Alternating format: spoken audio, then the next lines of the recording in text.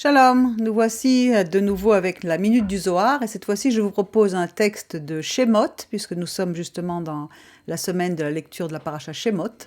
Donc dans le Zohar, Shemot verset 3, il nous est dit comme suit. La splendeur des fruits de l'arbre, il s'agit de l'arbre de vie, qui sont les âmes qui en sont issues, donne la vie à tous.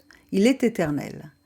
L'autre côté, c'est-à-dire la sitra acha, alors qu'est-ce que c'est que la sitra acha? C'est un mot araméen qui signifie l'autre côté, c'est-à-dire le mauvais côté, le côté des ténèbres, les ténèbres du péché. Lorsque par exemple Yeshua va délivrer le Gadarénien de l'autre côté du Kinneret, il traverse de l'autre côté, c'est-à-dire qu'il va dans les ténèbres pour aller apporter la lumière.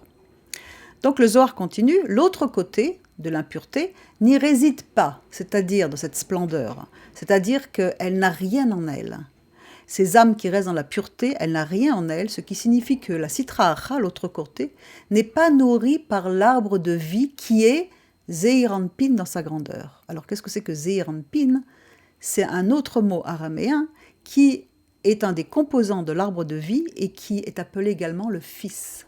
Donc là, il est en train de nous dire que l'autre côté n'est pas nourri par le Fils.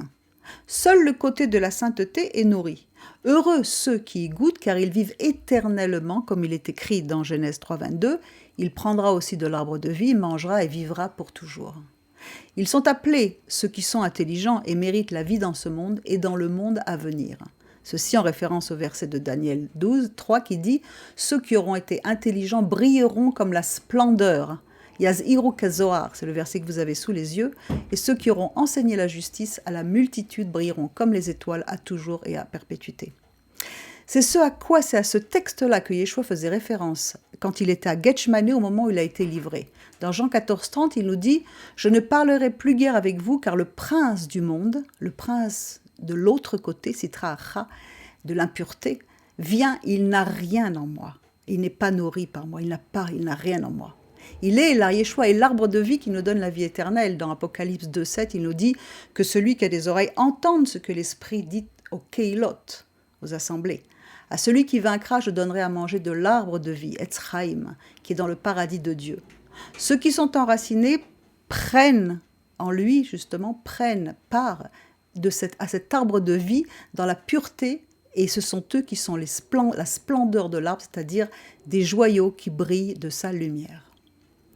Vous trouverez toutes ces citations rédigées en vous inscrivant au cours gratuit que nous avons sur le site, dont vous avez un lien plus bas. Nous allons poster toutes les citations au fur et à mesure que nous ferons les vidéos. La Brit Hadasha, il faut bien comprendre, elle est basée sur la sagesse ancienne des sources bibliques et juives. C'est à Juda qu'appartient à Israël, à Juda qu'appartient les alliances et les patriarches et toutes les sources et tout ce qui concerne la révélation du Mashiach pour bientôt. Nous vous encourageons vraiment à étudier avec nous à la Yeshiva. C'est une école messianique en ligne qui vous propose un programme sur 3 années pour ceux qui veulent suivre la Yeshiva complète, avec rendu de devoirs, certificats, accompagnement, groupe de soutien, etc. Ou alors une formation libre où vous étudiez à votre rythme.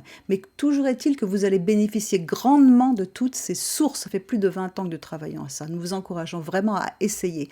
Tentez le coup, venez essayer et venez être transformés dans le renouvellement de votre intelligence. À très bientôt, shalom et merci de votre écoute.